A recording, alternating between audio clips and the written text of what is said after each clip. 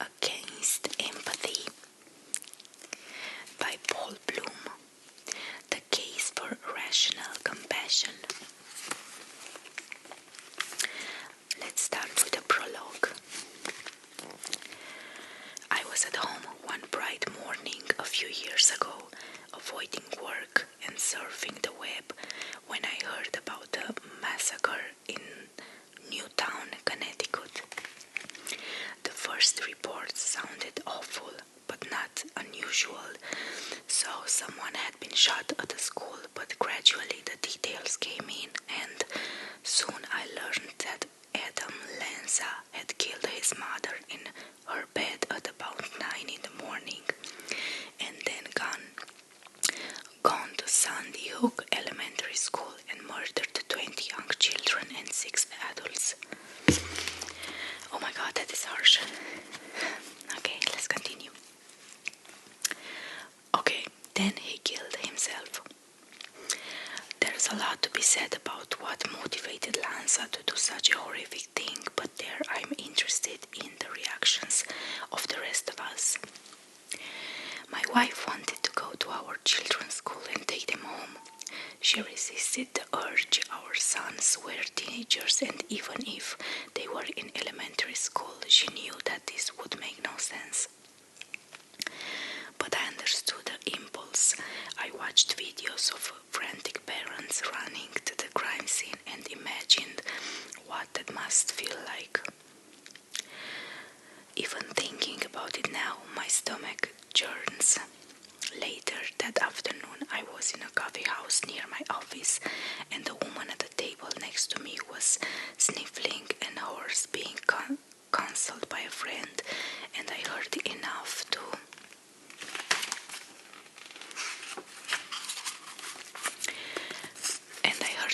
learn that although she was nobody at Sandy Hook, she had a child of the same age as those who were murdered. There will always be events that shock us, but as the terrorist attack of 9/11 or those many mass shootings that now seems part of everyday life. But for me and the people around me, the murders at Sandy Hook were different. It was an unusually savage crime. It involved children, and it happened close to where we lived. Just about everyone around me had some personal connection to the families of Newtown. We went to a candlelight vigil at the New Heaven screen. A few days later, my younger son wept, and for months afterwards, he wore a bracelet in honor of those who died. I later watched a press conference in which the president choked up as I spoke about the killings, and while I'm cynical about politicians, I didn't think for a moment that it was calculated. I was glad to see him so affected.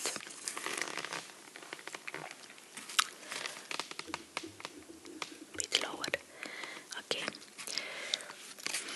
Our response to that event at that time and later on was powerfully influenced by our empathy, by our capacity. Many would see it as a gift to see the world through others' eyes, to feel what they feel. It is easy to see why so many people view empathy as a powerful force for goodness and moral change. It is easy to see why so many believe that the only problem with empathy is that too often we don't have enough of it. I used to believe this as well, but now I don't. Empathy has its merits.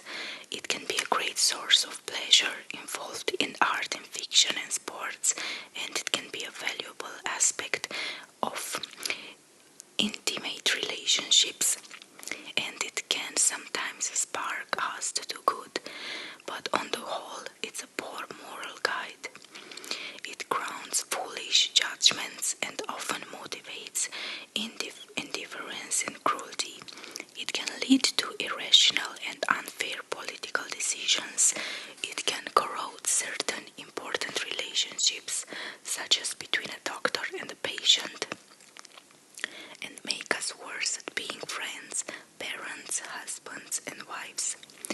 I am against empathy, and one of the goals of this book is to persuade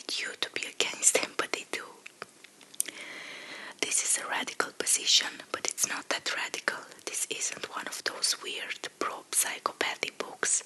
The argument against empathy isn't that we should be selfish and immortal. It's the opposite.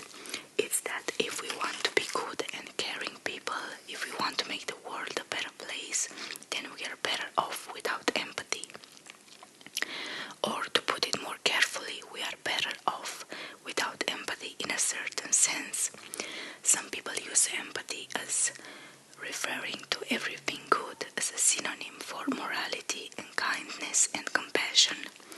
And many of the pleas that people make for more empathy just express the view that it would be better if we were nicer to one another. I agree with this. Others think about empathy as the act of understanding other people, getting inside their heads and figuring out what they are thinking.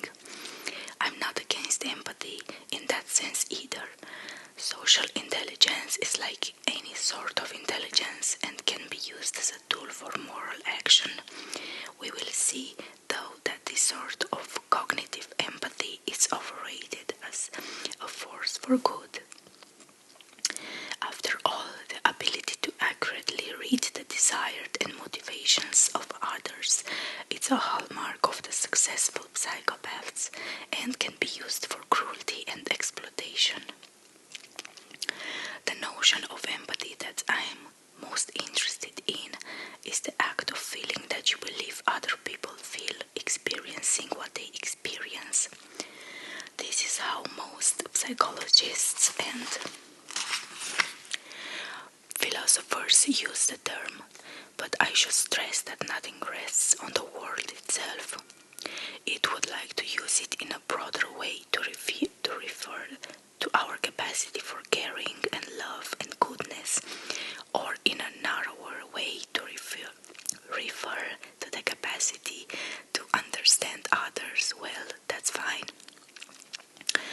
For you, I'm not against empathy. You should then think about my arguments as bearing on a psychological process that many people, but not you, think of as empathy. Or you can just forget about terminology altogether and think of this book as a discussion of morality and moral psychology, exploring what it takes to be a good person. The idea I'll explore is that the act of feeling what you think others are feeling, whatever one chooses to call this, is different from being compassionate, from being kind, and most of all from being good. From a moral standpoint, we are better off without it. Many people see this an unlikely claim. Empathy, in this sense, is a capacity that many believes to be vitally important. It is often said that the rich don't make the effort to appreciate what it is like to be poor. And if they did, we would have more equality and social justice. When there are shootings of unarmed black men, commentators on the left argue that the police don't have enough empathy for black teenagers, while those on the right argue that the critics of the police don't have enough empathy for what it's like to work as a police officer, having to face difficult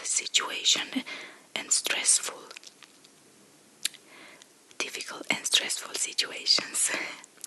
It's said that whites don't have enough empathy for blacks and that men don't have enough empathy for women. Many commentators would agree with Barack Obama that the clash between Israelis and Palestinians will only end when those on each side learn to stand in each other's shoes. In a few chapters, we'll meet a psychologist who argues that if only the Nazis had had more empathy, the Holocaust would never have happened. There are many who maintain that if doctors and therapists had more empathy, they would be better at their jobs, and if certain politicians had more empathy, they wouldn't be endorsing such rotten policies. Certainly many of us feel that if the people in our lives had more empathy for our situations, if they could really feel what our lives are like, they would treat us a lot better.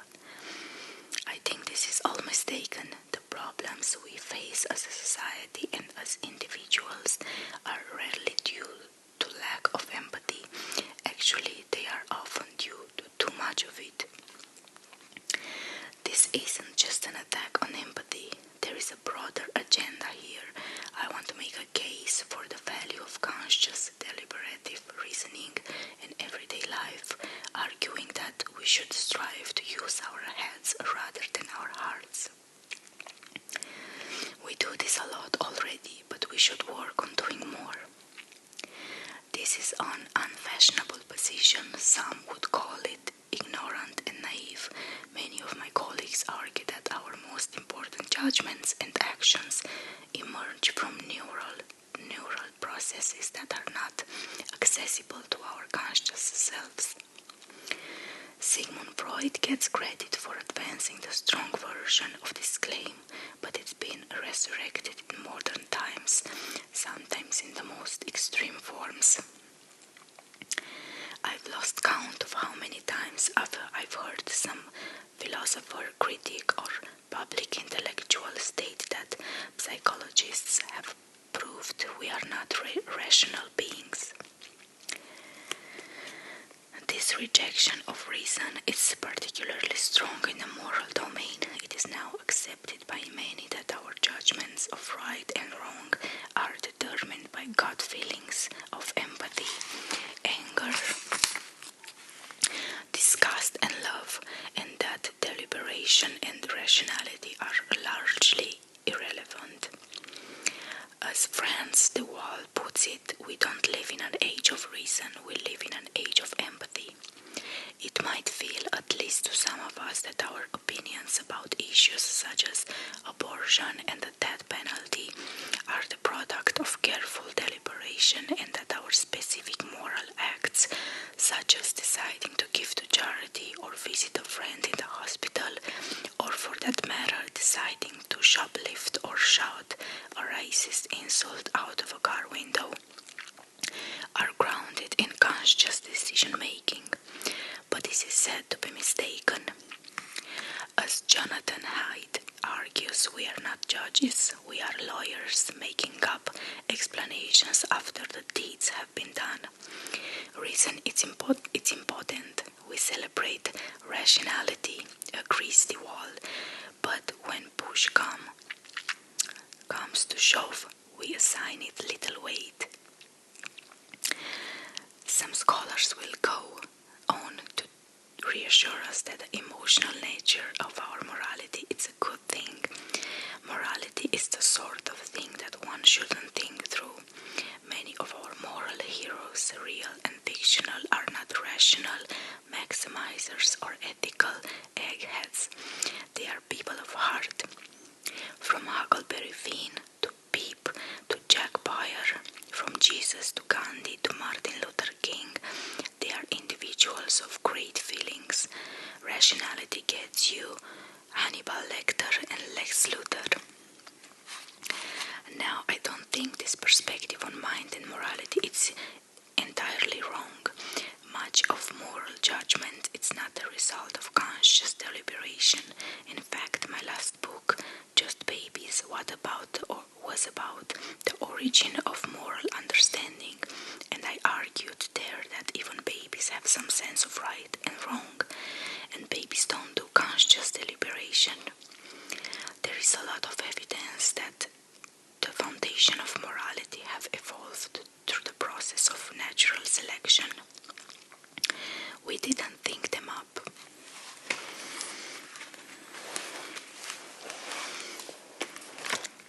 It's clear and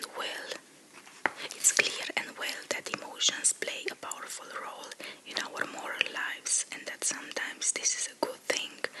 The necessity of feelings have been defended by Confucius and other Chinese scholars of his period and by the philosophers of the Scottish Enlightenment. And it has been further supported by contemporary work in cognitive science and neuroscience. There are many demonstrations, for instance, that damage to parts of the brain involving the emotions can be a devastating effect on people's lives. There are also recent studies by my colleague David Rand that finds that our instinctive gut decision is often a kind and cooperative one. Slow deliberation sometimes makes us act worse. But I wrote the book you are holding because I believe our emotional nature has been oversold. We have gut feelings, but we also have the capacity to override them, to think through issues, including moral issues, and to come to conclusions that can surprise us. I think this is where the real actions is.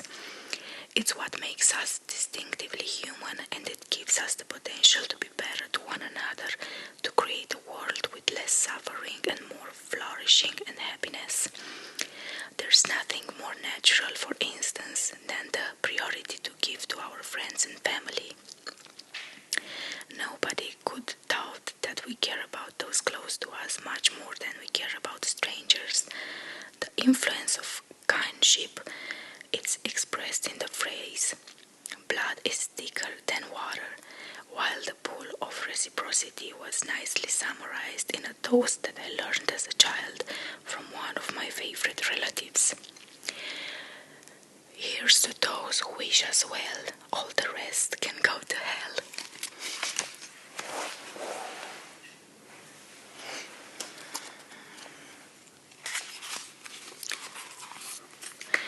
From a Darwinian perspective, these preferences are no-brainers. Creatures who favor their own are a huge advantage over those who are impartial.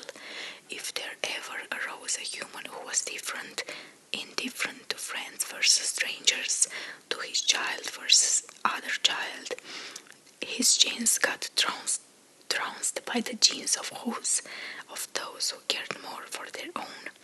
This is why we are not natural-born egalitarians. These parochial desires don't ever go away, and perhaps never should go away. We'll get to this later, but I'm not sure that one should think about a person who doesn't have any special love for friends and family, who cares for everyone equally. Some would see such a person as a saint, others, including myself, think this goes too far, and there's something almost repellent about living one's life that way. But regardless, these innate preferences don't define us. We are smart enough to intellectually grasp that the lives of those in faraway lands, people who aren't related to us, don't know us, don't wish us well, matter just as much as the lives of our children. They really shouldn't go to hell. We can appreciate that favoring one's own ethnic group or race, however natural and intuitive it feels, can be unfair and immoral.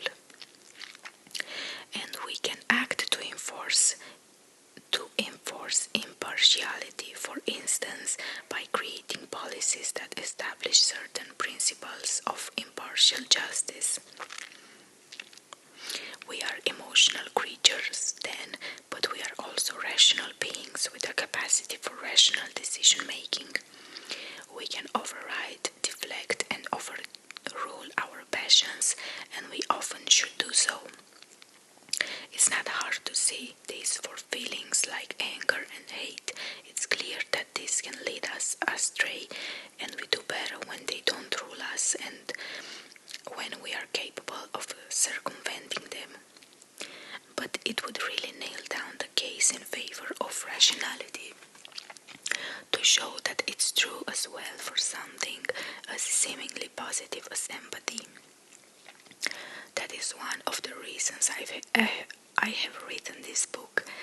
I'm going to argue three things. Then, first, our moral decisions and actions are powerfully shaped by the force of empathy.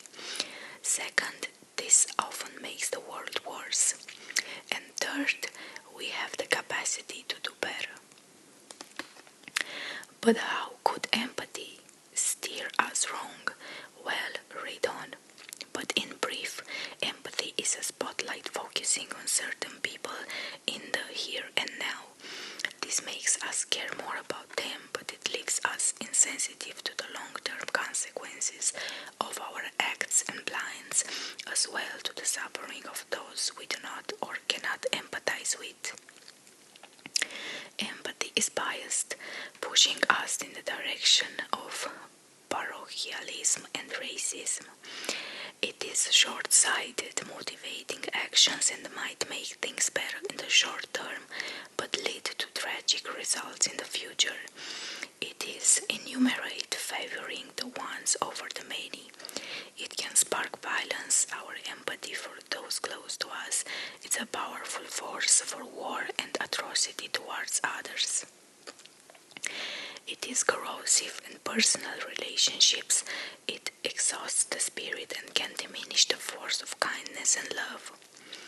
When you're done with this book, you might ask what's not wrong with empathy. Now, we will never live in a world without empathy or without anger, shame, or hate for that matter. And I wouldn't want to live in such a world. All these sentiments add to our lives in various ways. But I do think we can create a culture where these emotions are put in their proper place. And this book is a step in that direction. I said that this view is unfashionable, but I'm hardly alone. A lone voice in the wilderness, and I'm far from the first to pursue this sort of critique.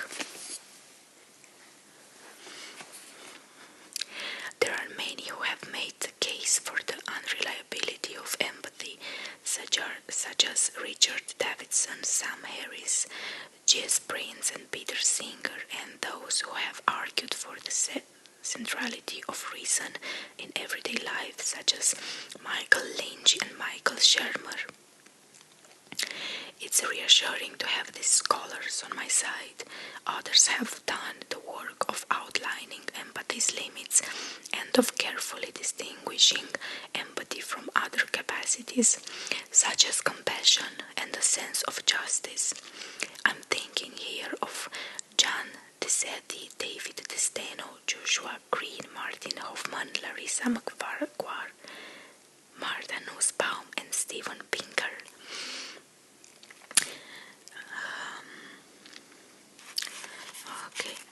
This book contains 6 chapters and 2 interludes. Of course, you should read them all, but in a pinch, they can be written as independent essays.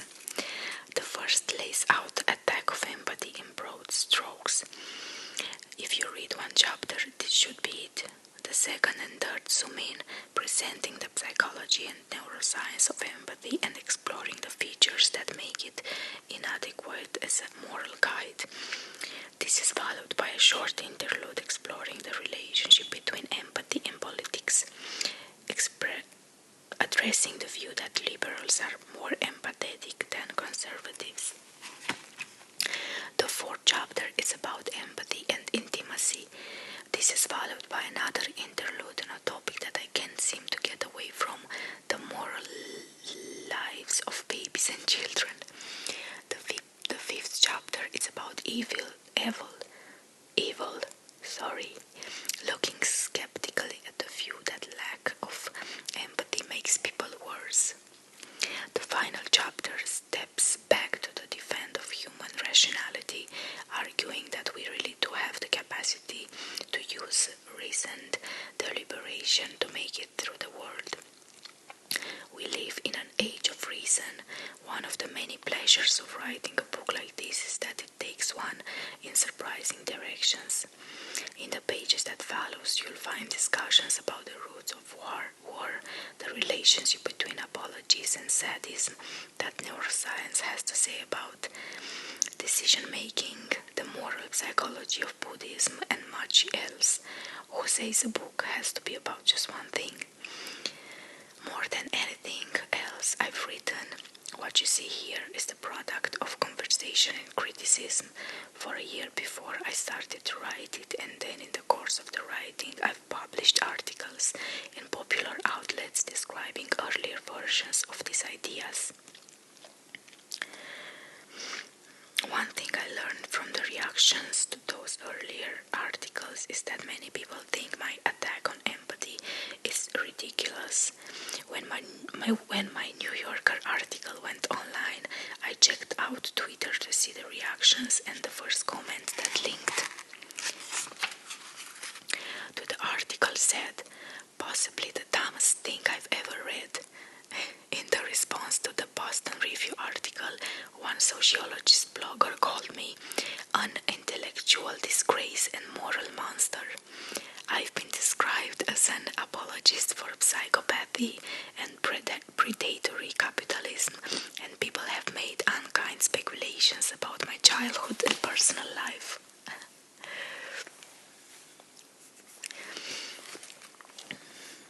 Some of the counter-arguments, even those by the nastier people, turned out to be good ones. I have changed my mind about some of my earliest positions, and even when I wasn't convinced, the criticism helped me understand what people tend to object to. I'm sure there will be a new objection, but I will try here to anticipate and respond to at least some of the concerns that will occur to a thoughtful reader. The most common critical response which I've received from critics, friends and students is that I've gone too far. Perhaps I've shown that empathy, characterized in a certain way, might lead us astray. But nothing is perfect. Maybe the problem is that we sometimes rely on empathy too much, or that we sometimes use it in the wrong way. What one should do then is put in its proper place.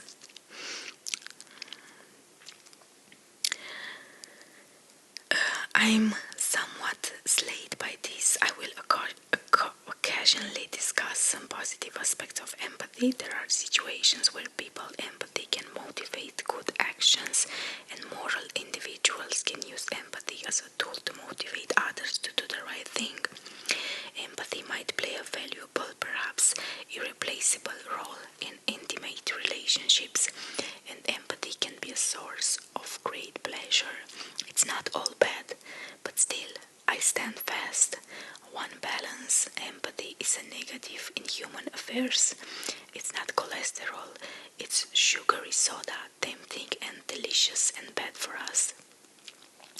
Now, I will tell you why.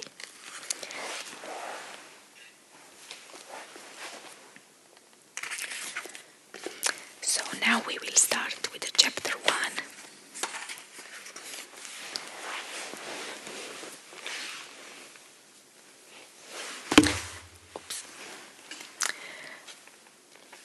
The chapter is called Other People's Shoes. For the last couple of years, when people ask me what I've been up to, I say that I'm writing a book. They ask for details, and I tell them it's about empathy. They tend to smile and nod when I say the word, and then I add, I'm against it. This usually gets a laugh. I was surprised at this response at first, but I've learned that being against empathy is like being against kittens, a view considered so outlandish that it can be serious. It's certainly a position that it's easy to misunderstand, so I'll be clear from the start. I'm not against morality, compassion, kindness, love, being a good neighbor, being a mensch. I'm doing the right thing. Actually, I'm writing this book because I am for all those things. I want to make the world a better place. I've just come to believe that relying on empathy is the wrong way to do it. One reason why being against empathy is so shocking is that people often assume that empathy is an absolute good. You can never be too rich or too thin or too empathetic. Empathy is unusual in this regard. We are more critical when it comes to judging others' feelings, emotions, and capacities.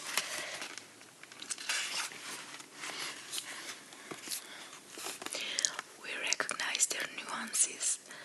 Anger can drive a father to beat his infant son to death, but anger at injustice can transform the world. Admiration can be wonderful if directed towards someone who deserves it. Less wonderful if one is admiring, say, a serial killer. I'm a fan of deliberative reasoning, and I will push for its importance throughout the book, but I'll admit that it can steer us wrong. Robert J. Lifton in The Nazi Doctors talks about the struggles of those who performed experiments on prisoners in concentration camps. He describes these doctors as smart people who used their intelligence to talk themselves into doing terrible things. They would have been better off listening to their hearts. For just about any human capacity, you can assess the pros and cons. So let's give empathy the some scrutiny. To do so, we have to be clear that we mean by empathy. What we mean by empathy. There are many definitions throughout, though up by psychologists and philosophers. One book on the topic lists 9 different meanings of the word. One team of researchers notes that empathy is used. It's used for everything from yawning contagion in dogs to distress signaling in chickens to patient-centered attitudes. In human medicine, another team notes that there are probably nearly as many definitions of empathy as people working on this topic. But the differences are often subtle, and the sense of empathy that I'll be talking about throughout this book is the most typical one. Empathy is the act of coming to experience the world as you think someone else does. Empathy in this sense was explored in detail by the philosophers of the Scottish Enlightenment, though they called it sympathy. As Adam Smith puts it, we have the capacity to think about another person and place ourselves in his situation, and become in some measure the same person with him, and thence form some idea of his sensation and even feel something which, though weaker in degree, is not altogether unlike them. That is how I'm thinking about empathy, but there is a related sense that has to do with the capacity to appreciate what's going on in the minds of people without any contagion of feeling. If your suffering makes me suffer, if I feel what you feel, that's empathy in the sense that I'm interested in here. But if I understand that you are in pain without feeling it myself, this is what psychologists describe as social cognition, social intelligence, mind reading, theory of mind, or mentalizing. It's also sometimes described as a form of empathy, cognitive empathy, as opposed to emotional empathy, which is most of my focus. Later in this chapter, I'll talk about cognitive empathy rather critically, but right now we should just keep in mind that these two sorts of empathy are distinct. They emerge from different brain processes, they influence us in different ways, and you can have a lot of one and a little of the other. Empathy, in the Adam Smith sense, the emotion empathy sense can occur automatically, even involuntarily. Smith describes how persons of delicate fibers who notice a beggar's sores and ulcers are apt to feel an itching or uneasy sensation in the correspondent part of their own bodies. John Updike writes, "My grandmother would have choking fits at the chicken stable, and my own throat would feel narrow in sympathy. When Nicholas Epley goes to his children's soccer game, he has to leave the row in front of him clear for empathy kicks, and it takes someone sturdier than me to watch someone bash himself in the thumb with a hammer without flinching."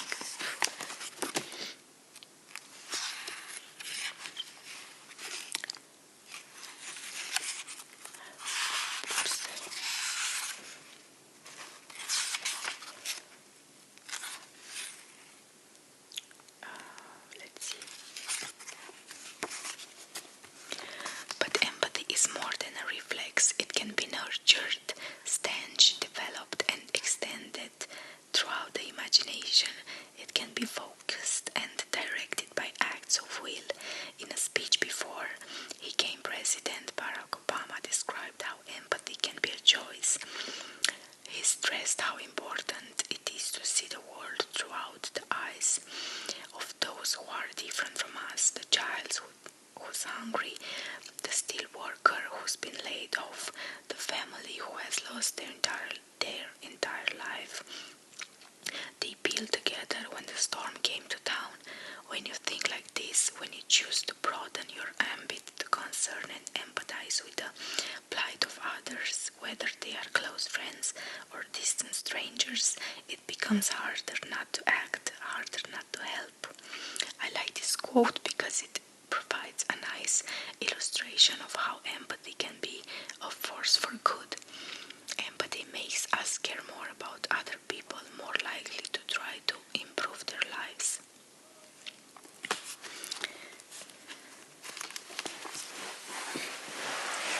I will start here the